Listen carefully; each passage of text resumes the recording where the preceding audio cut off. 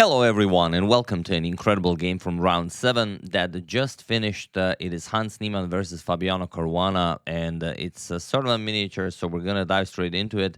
I just thought it was funny that Hans Niemann took Magnus Carlsen's streak of 53 games unbeaten, and he also took Abhimanyu Mishra's streak of 71 games unbeaten. And someone mentioned on Twitter that those are prime numbers, and Fabi is currently on a 19-game winning streak or unbeaten streak, which is also a prime number.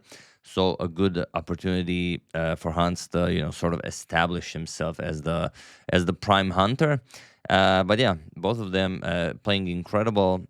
This is round 7. Both of them leading the tournament. Both of them are on 4 points. Whoever wins this could be on their way to winning the entire US Chess Championship 2025. So let's check it out, and we already have some incredible excitement as early as move 6, believe it or not. So pawn to e4 by Hans, pawn to e5 by Fabi, knight f3, knight to c6, and bishop to c4. We have pawn to d6, and pawn to c3, preparing pawn to d4 and pawn to b4. And usually you will see bishop to g4 or bishop to e7 here. Pawn to f5, incredibly rare move. In top-level chess, played only twice. Once Murzin played it against Nihal Sarin, and Nihal was able to win this game with pawn to f5. And the only other top-level game I found was Daniil Dubov played it against Vladimir Fedosev, but Dubov lost with this pawn to f5 move. And okay, pawn to d3, queen to f6, and now in the game that I mentioned, Fedosev versus Daniil Dubov, knight to g5 was played, but here we have castles kingside by Hans, and it is now already as of move 6 that we have a completely new game. And Fabi closes the position with pawn to f4, and if you look at the situation on the clock, Hans already burned 15 minutes off the clock. You know what Fabi's plan is: g5, g4, h5, h4, g3, h3, and it seems that Hans ran into some sort of an incredible preparation from Fabi. So Hans does what you always should do: plays pawn to b4, goes for pawn to a4, pawn to b5, and says, well, it either works or it doesn't, because if I'm really in some terrible preparation, b4 just might be the move that gets me out of it.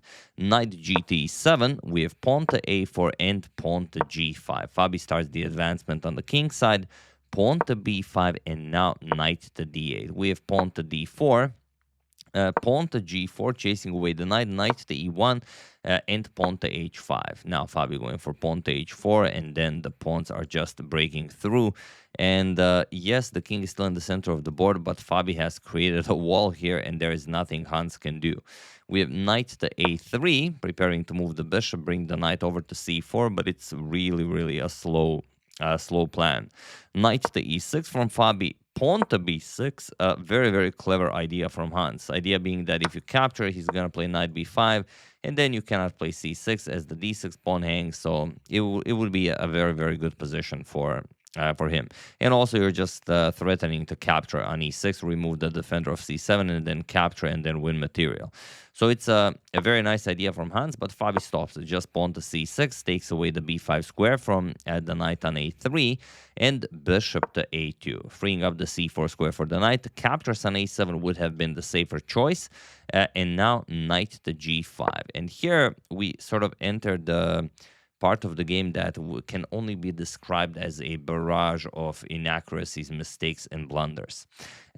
Again, b captures on a7. It would be best, but we have knight to d3 by Hans, and now Fabi goes knight to g6. Again, b captures on a7, has to be played, but Hans goes knight to c4, and now Fabi can actually obtain a winning position by just playing pawn to a5. It's definitely not a move you consider in a position like this, but Hans is without a move here.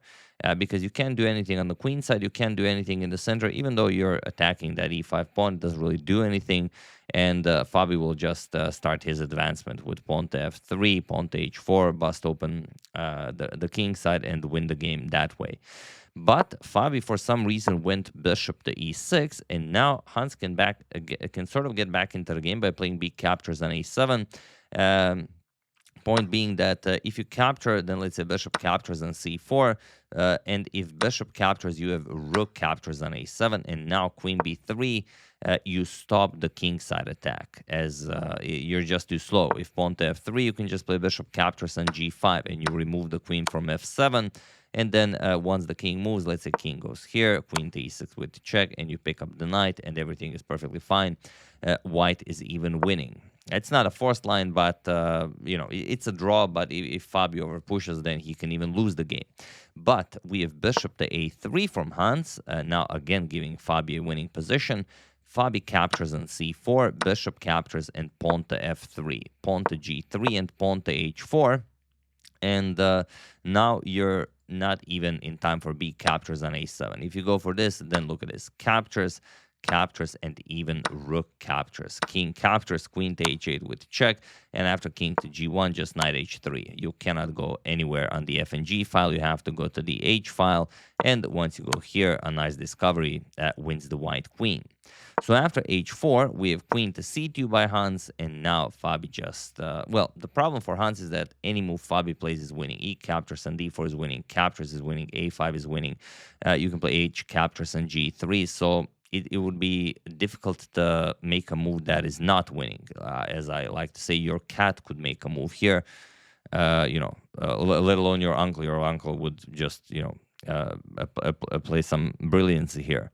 But okay, a captures on b6, perfectly fine. Rook 8 to e1, and now rook to d8. Again, Fabi just making maybe even unnecessary moves because his position is so winning, it's hard to choose a good move. We have d5 from Hans, rook to d7. Fabi now even using his time to double up on the h file before opening it up. We have d captures, b captures, and now bishop back to c1, trying to eliminate at least one of the attackers.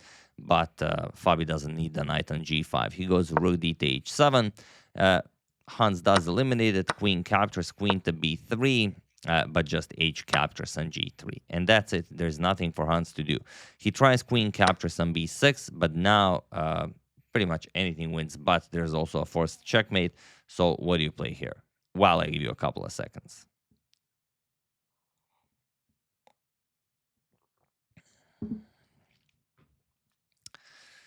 The move is queen to h4. Or queen to h5, or queen to h6. You just put the queen here, and that's it. There's no defense against checkmate.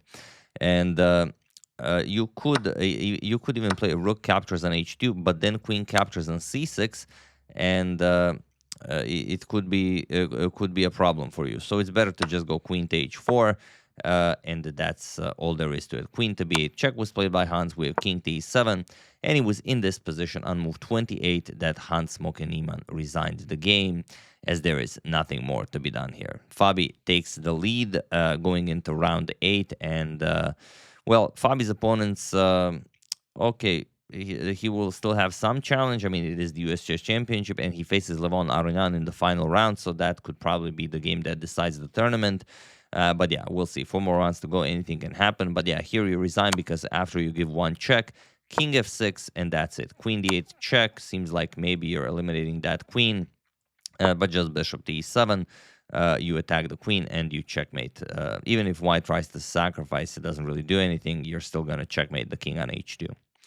So yeah, brilliant stuff by Fabi. I mean, look at this. Move 6. Hans castles kingside, a suboptimal move in just f4. And I think here Hans realized what he has done. He already knew g5, g4 is coming, and it's going to be that kind of a game. So yeah, absolutely a masterclass from Fabi. Really enjoyed this one. Very much looking forward to what Fabi does next. I mean, he is the most prepared player, with Magnus being a little bit lazy now and playing chess that doesn't require openings. I would say Fabi is definitely the most prepared player, and he's just, crushing everyone already on move 6. Absolutely brilliant. So yeah, really hope you enjoyed it. I would like to thank P.A. Bauer, Gerard St. Pierre, Brazos Valley Chess Society, Francesco Corradi, and Uzi Charlotte for a contribution to my channel. Thank you a lot. I really appreciate it. As usual, you can check 2 of my previous videos here. Thank you for watching, and I will see you soon, continuing to check up on your wonderful suggestions, but mostly covering the US Chess Championship until it finishes. So thank you all. I will see you soon, and have an excellent rest of your day.